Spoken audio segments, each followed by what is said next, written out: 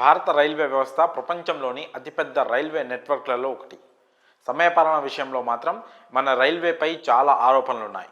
ఇప్పుడు పరిస్థితులు కాస్త మెరుగయ్యాయి, కానీ గతంలో అసలు రైలు ఆలస్యంగా వస్తుందనే సమాచారం సైతం తెలియక ప్రయాణికులు ఇబ్బందులు ఎదుర్కొనేవారు.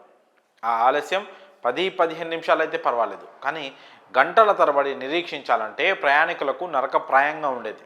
అయితే రైళ్లు ఆలస్యం అవ్వడంపై వినియోగదారుల ఫోరాన్ని ఆశ్రయించి నష్టపరిహారం కూడా పొందవచ్చు.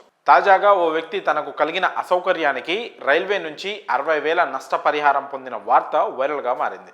కృష్ణకుమార్ అనే ప్రయాణికుడు రిజర్వేషన్ భోగిలో ఢిల్లీ బయలుదేరాడు. అకస్మాత్తుగా రైలు ఆగిపోయింది. రైలు ఆలస్యం కారణంగా ఢిల్లీలో వ్యాపార లావాదేవీని కృష్ణకుమార్ సమయానికి అందుకోలేకపోయారు. దీంతో కృష్ణకుమార్ వినియోగదారుల హక్కుల ఫోరంలో ఫిర్యాదు చేశారు. కేసు గెలవడంతో అతడికి రైల్వే శాఖ 60,000 పరిహారం చెల్లించింది. ఈ వార్త వైరల్ అయిన నేపథ్యంలో ప్రయాణం ఆలస్యమైతే రైల్వే నుంచి పరిహారం పొందే విషయం నెట్టింట మరోసారి చర్చనీయాంశంగా మారింది.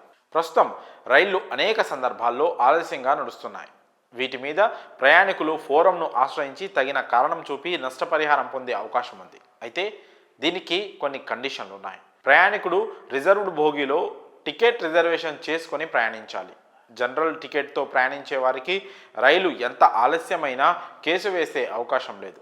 3 గంటల కంటే ఎక్కువ ఆలస్యంగా రైలు నడిస్తేనే ప్రయాణికులు కేసు వేయడానికి అవకాశం ఉంది. ఒకవేళ రైలు ఆలస్యానికి కారణాలు ప్రయాణికుడికి ముందే లేదా అదే సమయంలో తెలియజేస్తే అలాంటి సందర్భంలో పరిహారం క్లెయిమ్ చేయడానికి వీలు లేదు. అందుకే రైలు మీద యాంటీ ఫాగ్ డివైస్ను అమరుస్తున్నారు. వాతావరణంలో మంచు ఎక్కువైనప్పుడు రైలు వేగం తగ్గి ప్రయాణం ఆలస్యమయ్యే అవకాశం ఉంటుంది. అప్పుడు డివైస్ నుంచి నేరుగా ప్రయాణికుడి ఫోన్కు మెసేజ్ వెళ్తుంది. ఫాగ్ కారణంగా రైలు ఆలస్యం అవుతోందని, దీనికి తాము చింతిస్తున్నామని మెసేజ్ వస్తుంది. ఇలాంటి టైంలో ప్రయాణికుడు ఫోరంను ఆశ్రయించినా ఫలితం ఉండదు.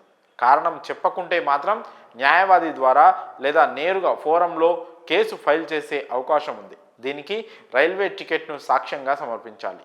తుఫాన్లు, రైలు ప్రమాదాలు, ఇతర కారణాలతో రైలు ఆలస్యమైతే ప్రత్యేక కౌంటర్ ఏర్పాటు చేసి రైల్వే శాఖ టికెట్ డబ్బు తిరిగి చెల్లిస్తుంది.